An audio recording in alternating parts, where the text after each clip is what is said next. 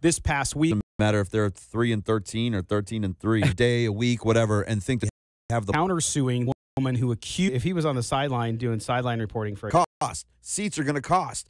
Concession had to say about prices and map. Look at the map release so far. The other. So you just can't compare. And I think if you're Oakland Raider fans, we'd love you.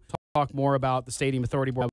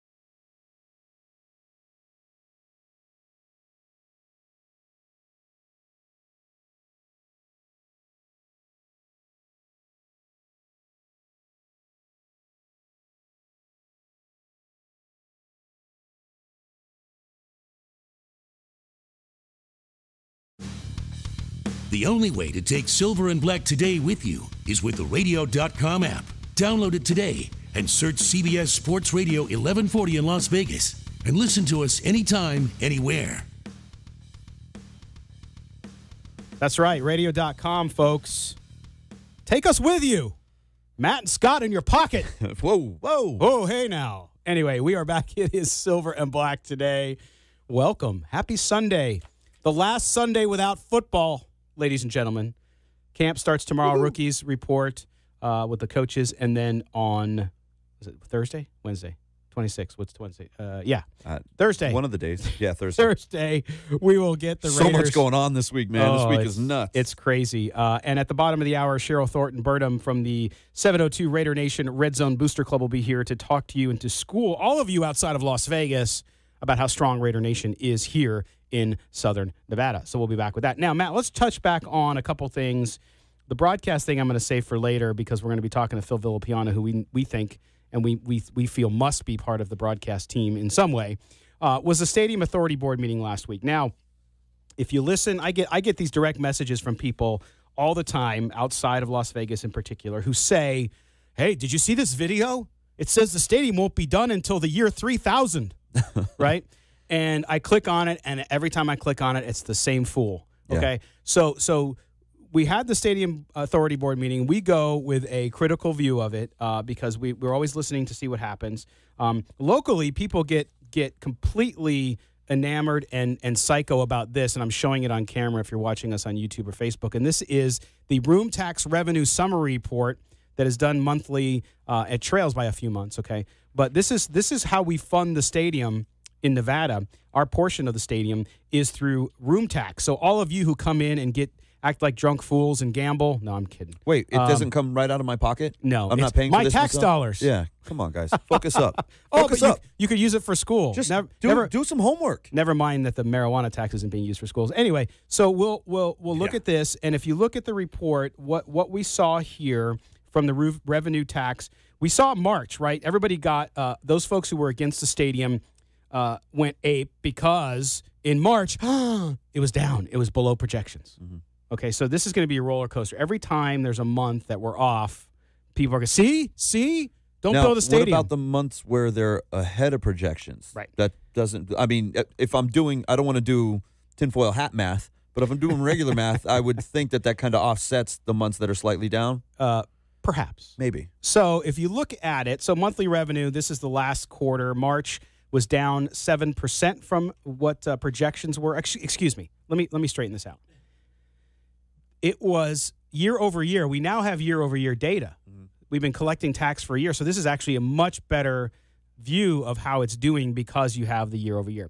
So year over year, it was down 7% for March. For April, I know this is going to be like conspiracy theory, grassy knoll, UFO.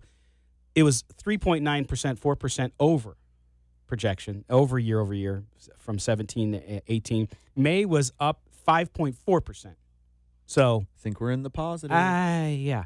And if you look at it overall for the last year, so March 17 through May 18, it is 2.4% above projections. And they even break it down by jurisdiction because we collect the tax in Clark County, Las Vegas, Henderson, North Las Vegas, and Boulder City. By the way, I don't know what's going on in Boulder City, Matt. Maybe it's people doing things they shouldn't.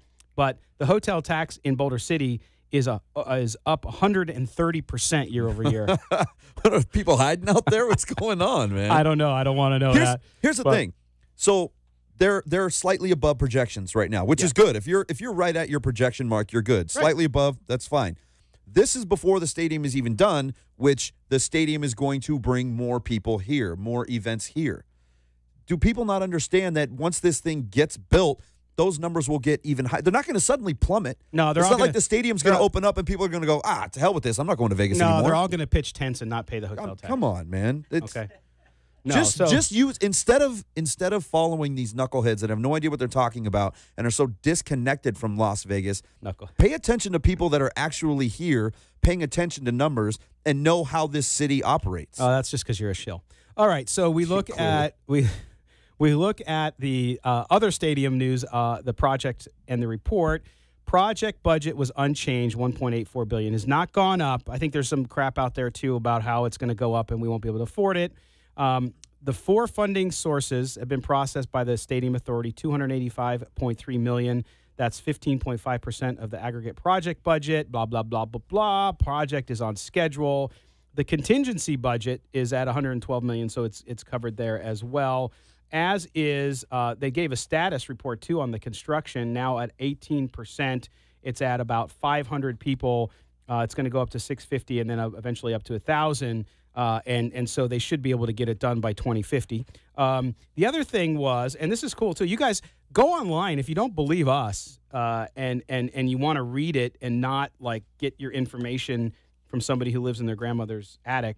You look at this, you can download this whole report, right? If you watch it on video, you can see I'm holding it up. But you can look through this and see the budget. And unless the entire government in Clark County, the construction folks, the state folks are all in on a massive conspiracy, things are looking good. The other thing, Matt, that I was really impressed with, too, which was the update on the community benefits plan. So this has the small business and workforce diversity piece of it. The project goal is 15%. They're at 17%. Approximately $667 million of work have been awarded, with $108 million already committed to these firms. 37 different firms have been awarded work, 13 with multiple contracts, and 82% of the firms awarded work are from Nevada. Remember, that was the other thing. Oh, you're going to bring in all these companies from all these other things. It's not going to benefit the state. Yeah, and I hear a lot of this stuff out there, just talking to random people who maybe are loosely paying attention to things or know somebody who, has a construction job or something like that. And the amount of disinformation is stunning. Yes. Everybody thinks they know exactly what they're talking about because they read a tweet. A buddy of theirs told them something. Nobody actually goes in and looks at tangible, factual evidence. Now, and here's the thing, too, and I get in some discussion. I don't have a problem with people being skeptical or that weren't for the stadium. Hey, that's your right. I got no problem with that. You had your opportunity to influence your elected officials to vote no on it. And guess what? You didn't win. Okay, so that's just the way it goes. But number two is I have these people who come forward with things like, well, what if your fourth left fingers fell off and then your right foot fell off? Then would you be able to run? And what I mean by that is like, well, what if they don't hit the tax money? Yeah. Okay, and what if monkeys fly out of my rear end? Right. I mean, it just is, if you're looking for negatives, you'll find them. Yeah. If you're looking, could things go bad? Absolutely. Okay, could a meteor hit Earth next week? It's the same. It's the same heard that thing from somebody. I say that all the time. I mean, it's if you worry about every single negative out there, you're never going to get anything accomplished. Correct. You have to go out and take risks, things of that nature. This is, you need Vegas to fall off the map more so than they did during the crazy recession when the entire country fell apart.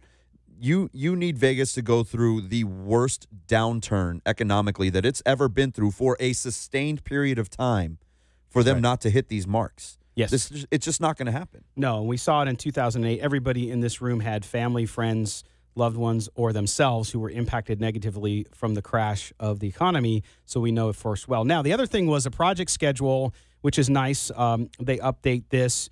Groundbreaking, of course, we knew was last year. We now have, if you look at dates coming up, we have concrete topping out is next June, so we're getting close to that, right? First steel put in place was July 19th. We saw that happen already. This August, they're going to start structural steel, which means they're going up. September, they're going to do precast stadia erection, which I believe is the stands, the concrete. Okay. That word got you, didn't it? Kind of wordy, but yeah. No, we don't have a male enhancement sponsor yet. But they're going to do that. They're going to start interior rough-in, which basically means starting the interior there in October of this year. Escalators, they're going to start putting escalators in September already this year. And you mentioned the 500 workers that are already there. Yeah. With each phase that goes up, you add plumbers and pipe fitters, you add electricians, you add more steel workers. There are so many different trades that are going to be piled onto this thing. Now, once you're full bore and everybody's there working, that number triples easily. Yes. And some other big milestones that'll come up pretty quick. If you look to really next summer is a big time. June 19th, as I may have mentioned before, you're going to have interior stuff getting done in the end of next year. So the end of next Christmas, New Year's Eve, the roof will be completed. The last that seems quick, doesn't it? I know. The last seat installed will be May 4th, 2020. I think they meant 3020. It's going to be 1,000 years before it's done. Easily. The field installation, May 5th of 2020, so that's as we get closer to the stadium opening. And, of course, certificate of occupancy, July 1st, 2020, and the substantial completion of the entire project, July 31st of 2020. So, again, that document is available. Go up on the Stadium Authority Board website and check it out. I mean, there's a lot of great stuff. There's drawings. There's all kinds. The PSL information that we talked about earlier, including the brochures. All that stuff's up there. It's all public documents, so people should check it out. Yeah, it's actual, again, this is factual, tangible evidence that you can go and look at. You don't have to watch some crazy person's video. You don't have to listen to all this nonsense on social media. Just go and look up information for yourself. You'll understand where they're at. You'll understand that this thing is getting done, that the Raiders are going to be here playing in a beautiful, state-of-the-art stadium in 2020. I think it was built on an earthquake fault that's a flood zone. It's probably just going to sink. It's going to fall into some cavernous void, and that'll be the end of it.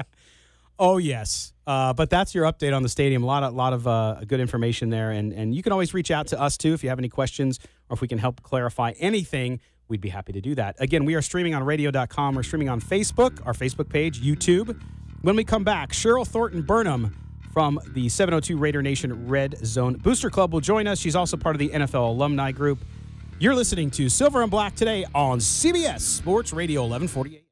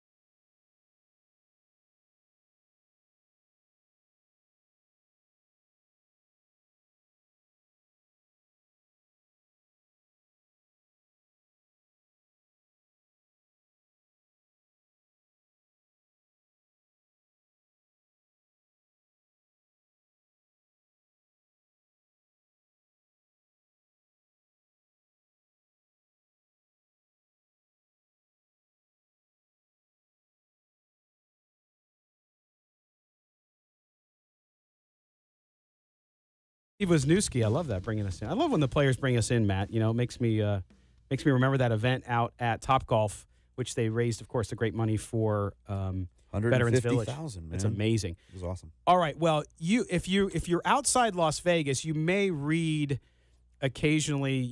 sometimes that people here aren't excited about the Raiders coming to Las Vegas, which is poppycock. It's just not true. And we really wanted to get a chance to talk about fandom and Raider Nation here in Las Vegas. So we invited in Cheryl Thornton-Burnham, who we're going to introduce now. She's the chief executive over at the 702 Raider Nation Red Zone Booster Club. She's also the director of member services for the NFL alumni here in Las Vegas, and we'll talk about that. Cheryl, thanks for joining us here today on CBS Sports Radio. Well, thank you for having me. Awesome. So now you guys just walk everybody through a little bit about what the club is, what it's about, and I like it because it's family oriented. So talk everybody, let everybody know what the club is and what you guys do. Well, our booster club, first and foremost, is a huge fan base for the Raiders. There are probably about 10 to 15 social clubs, as they call them, or other Raider fan organizations in the city. Mm-hmm. And we're just one big family. People think that there's infighting. Like, no, we have one thing in common, the Raiders. Yeah. I think mine is different because of my affiliation with the Raiders. So usually I have a lot of players come by and stop by and say hi, and the fans love it. So, that's what makes us stand out more. But we're not any different than any other club out there. And Cheryl, that's the thing that I was impressed with your group too. And as I said, having kids, my wife and I will, when I'm not working around this stuff, we want to go watch the game with the kids. It's tough. Mm-hmm. It doesn't matter if you're in Las Vegas, you're Los Angeles, Oakland. Most of the time they're in bars you guys had events last year downtown Las Vegas where you could actually bring the entire family. Yes. Talk about that focus. Well, there were two aspects of it. One, we were inside of another bar, which I'm not going to say their name because I'm not there any longer. Yeah, they weren't really Raider friendly for us. But we do have a new location. We're going to be at the Eclipse Theater. Oh, nice. Downtown, yeah. Downtown. So what makes that is easy. It's accessible. It's free parking. There's a real bar. There's food that you can actually purchase. And you can either be in the bar watching the game or you can be in the theater on a huge mega screen watching Oh, so they're going to show the games on the theater screen. Wow. I actually, there were a couple of watch parties out there during the playoff run for the Golden Knights, which were they're huge recliner chairs. Yes. You sit back, Yeah. you can order food from the chair, and you're watching it on a movie theater screen. In Dolby Sound. So yeah, it's like pretty good way to actually watch a there. game. Yeah, Yeah, so It's a now lot of you'll fun. now you'll be able to hear that that sound is going to be really killer. Now, when you talk about the club and what you guys do, Raider fans outside of Las Vegas, I think Raider Nation is such a great group of people nationwide and actually internationally. It right? is a nation. We hear yes, it is, and they're such great fans. But I think a lot of with the move to Las Vegas that's coming in 2020, a lot of people were worried. Well, is there going to be more visitors fans in the stadium? For you though, you see because you have your hand on the heartbeat of it. You see Raider Nation in Las Vegas. Talk about how strong it is and just how many fans there are here in the Valley. Wow. When I have an event or when there's a player that comes in and I make an announcement on my Facebook page, Raider Nation shows up. And I am always just in awe about how many fans are actually here. People think, oh, they won't come. No, they're already here. Yeah. They're already here. I've seen thousands and thousands of fans. For the groundbreaking, I attended that. I was lucky to have that little golden ticket to go. Yes. And there were people all across the street just happy to be in the area. So Yes. when you say we can't support a team, that's poppycock. I grew up in Los Angeles with the Raiders in LA, and I know the feeling of having a team, somebody call your own. And I'm getting all emotional here because I'm so happy about this. Yes. It's like, this is crazy. But the fact that, there is support in Las Vegas for this team. I mean, you look at the Golden Knights, they didn't think they could survive here. It's a desert with ice, really. And we have probably the best team in the league show up and show out this year. I mean, they call them misfits.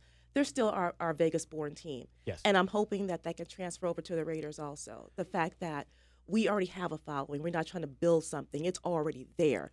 Just get the team here. I think a lot of it is kind of jealousy and bitterness because you've never heard any of this ever. I've been a Raiders fan from the day I was born, and I've never heard anyone talk about the inability of Raider fans to support the team, because you see them travel all over the place. I mean, I've been to games all over the country to watch the Raiders play, and Raider fans show up. But now, because of the move, there's this sudden bit of jealousy where they say, we don't want our team to move, so we're going to throw this out here that they can't support it. And we know. I mean, we're here. We understand. The first time I met Mark Bedane, he asked me if I thought that they could survive out here. I said, this is a Raider town. It always has been. Yes. They're going to be fine. Just like the governor said, it's a silver and black state now. Yes. You know, we are here. We're not going anywhere. Oh, they're going to get here and leave? No, there's a 30-year lease. They want to be here. You know, and if the fan support, which you can tell by the ticket sales and the PSL sales, they're supporting. That's right. You know, and for the people who can't go to the game, there's social clubs, there's booster clubs, there's bars. Vegas is about to make a lot of money on this team. And for those who don't believe it's going to happen, wait till 2020 opening day. Yeah, and that's the thing, Cheryl. I think that a lot of people, as you know, living here, okay, and you've lived, again, Los Angeles, you've lived in different spots, there's so many misconceptions about Las Vegas, and that's being transferred over to, I think, the perception of the Raiders coming here. And even very smart football people who write about things, who worked in the NFL, say the same things because they don't understand it. They question if gambling is going to be an issue. They question. Meanwhile, gambling is now legal nationwide, so it's going to be something that everyone's going to have. But to me, it's just that misconception of Las Vegas. I like the chance now, though, because with the Raiders coming here, we're going to have the opportunity to show who we are and to show what we're able to do. And the team, as you know, because I see you everywhere too, the team is so involved in the community already. You worked for the Los Angeles Raiders. I did. When you were down there, and you saw what they did in Los Angeles. They've continued to do to Oakland. Talk about that and what this team does, even with booster clubs like you have. Well, the thing is, the Raiders have always been involved in the community, no matter where they are. Mr. Davis did a damn good job on branding. I don't know of any other team in the league where you can actually go to Europe and just see the color silver and black and know it's the Raiders. You know, you can't look at orange and blue and like, okay, is that like this college? You don't know it's the Broncos, but you see silver and black without a shield, you know it's the Raiders. And I think what they're going to bring here also is the fact that they're involved with the Veterans Administration. They're helping build homes there. They're giving money to the veterans. You may not see everything they do, but they are thoroughly entrusted in this community already. Yeah, and I think that's the thing that people forget about, and I've tried to talk about that a lot over the last couple of months. Is these organizations don't just come to a city and play a game and get out. These are viable citizens now that are going to live in your community, get out there every day, especially with football, because even though they have a huge job to do and there's a lot of work they put into it, there's so much downtime in football because you play once a week. You only have a 17-week schedule, 16 games, and then 6 months off. There's a lot of time for them to get out there and really give back to the community. And I don't know that that people in town really understand that you have a 53-man roster that you're going to see everywhere. Everywhere.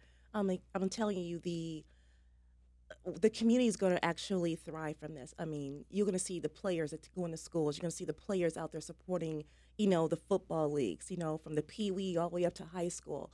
You're going to see the Raiders donating football equipment. I'm telling you, this is all coming. I can't tell you where it's going yet, but it's all coming. They are going to be involved and Brad. You're going to see silver and black everywhere. So when people want to question it, I just say, look at their history. They're not going to change. No. Mr. Davis put a big stamp on the Raiders, and now Mark is taking it on. Now, Cheryl, you're also involved with the NFL alumni here, with helping with director. Is the number of NFL alumni in Las Vegas growing? Are a lot of people coming here now? It's growing. This is their initial chapter this year, so this is our inaugural season, and right now we have about maybe 60 members. Wow. But people don't understand you don't have to have played football or work for the team to be an affiliate member. You can be a part of the NFL alumni also. Wow. Just log on, look for NFLalumni.org. It's going to look for membership. Then you scroll down to Las Vegas. You can click on and become a member. And what you're doing, you're supporting retired players, but also supporting your community. We do community events here. I was going to say, you do a lot, yeah. We do. We're doing a lot, and we're planning a lot. So we have a Facebook page up. It's NFL Alumni Las Vegas on Facebook. And we're going to have a social event this year. We're going to do something for Christmas. I mean, we're still in the planning stage, so I still need more members too. So if you're out there and want to become a member, find me on Facebook. Yeah. And but it's a great organization. Our president is Lyndon King. Lyndon was actually playing for the Raiders when I was in Los Angeles. Our vice president is Moreland Greenwood. Oh, yeah. We have, I'm trying to think of who else is on there. Going to kill me. I forgot their names, but Victor B. Cohen. Uh-huh. Which another great guy. He's actually having a huge fundraiser. He's doing backpacks for kids this week. Oh, nice. Beautiful. So Cheryl, we're gonna end this segment now, but I wanted to make sure people, if they're interested in also joining the Booster Club, how do they get a hold of you? What's the best way to find you? My number is for the Booster Club is area code 702-927-0121. Call, text, leave a message there. We'll give you all the information. There's also a Facebook page for our Booster Club. Jump on.